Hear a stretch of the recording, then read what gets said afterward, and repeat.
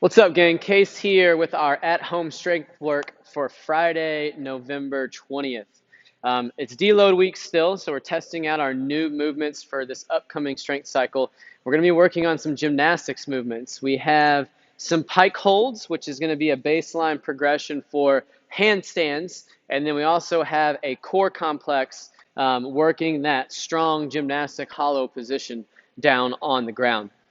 For our pike holds, first option today is actually going to be 4 strict inchworms. So if you're not ready to bring knees or toes up on the box, I'll show you that in a moment. You can do these 4 inchworms. If you go this route, try to hinge over as much as you can so that you can get your torso as close to inverted like it would be in a handstand.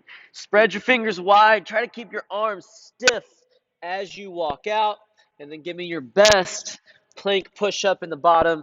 Same thing, arms stiff, pressing through the ground, folding over as much as you can as you walk back, then stand. That'll start to build some of that strength, stability, and range of motion that you need to get into that handstand.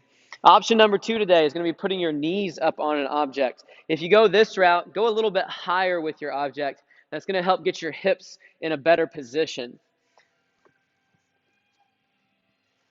So knees up, spread those fingertips wide. Fingers should be facing straight forward. Walk those hands back, press those hips up high. And then once you get to this top position, look back at that box. Press your hands through the ground so that your elbows are locked out, your shoulders are active. Try to flatten out that back, pushing those hips up high. You'll hold there for 20 seconds, and then you'll walk back out. Option number 3, on our toes. If you go this route, start your object a bit lower. Make sure those toes are glued so they don't slide off. And then same thing happens here. Walk those hands back. Try to get them right underneath those hips. Looking back at that object, trying to get that back flat, pressing through the ground. Hold for 20 seconds, and then we'll walk back out. So lots of little stability things that can happen there. So really focus on finding those positions, getting that shoulder all the way locked out, not allowing any bend in that elbow, and then trying to get your hands directly beneath your hips, because that's going to give you that straight up and down line. Movement number 2 today, core complex. We'll start with 8 butterfly kicks. You'll be holding a weight over your sternum. It doesn't need to be heavy, somewhere in that 10 to 25 pound range.